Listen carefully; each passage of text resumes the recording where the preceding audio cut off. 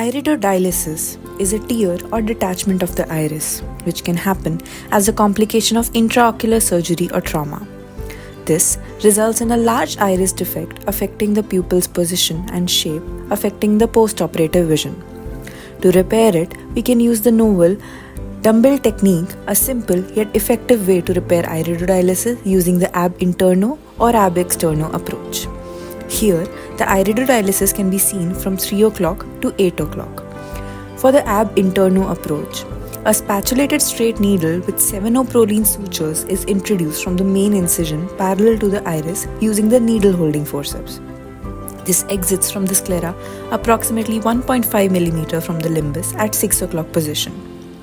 The proximal suture is cut, then flanged with low temperature cautery, pulled towards 6 o'clock position. The distal end is also cut, leaving a stump of 1.5 cm. The spatulated 7-O-proline needle makes a clean rectangular incision about 250 by 100 microns. In comparison, 26 gauge needle and 30 gauge needle creates larger, irregular, circular incisions nearly twice the size. Next, in the same manner, now needle is introduced from 9 o'clock position. The needle is exteriorized at 3 o'clock position, proximal end is cut, then flanged, gently pulled towards 3 o'clock position and distal end is then cut. In the same way, another needle is inserted from 11 o'clock, exteriorized at 5 o'clock and the same procedure is repeated again. Now, all the distal end of the suture are gently pulled and tightened so that the iris appears flat. All the distal ends are now flanged at the scleral end with the help of a low temperature cautery. The viscoelastic from the anterior chamber washed, anterior chamber is formed and conjunctiva is opposed with bipolar cautery. Now, the ab externo approach.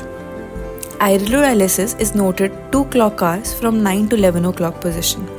A spatulated straight needle with 7-O-proline sutures is introduced 1.5 mm away from the limbus at 9 o'clock position. It is passed parallelly through the detached iris root part and externalized from the cornea at 3 o'clock position. The suture is cut and then pulled outside from the main incision with the help of a Coughlin's iris hook. The externalized suture is flanged with the help of low temperature cautery. Now, the other end is pulled from 9 o'clock incision and iris is secured with the help of flange. The external end is cut 1.5 mm from the limbus and flanged with the help of low temperature cautery. The surgeon can either use ab externo or ab interno method according to his or her convenience. When iridodialysis occurs inferonasally, we can do the ab interno approach.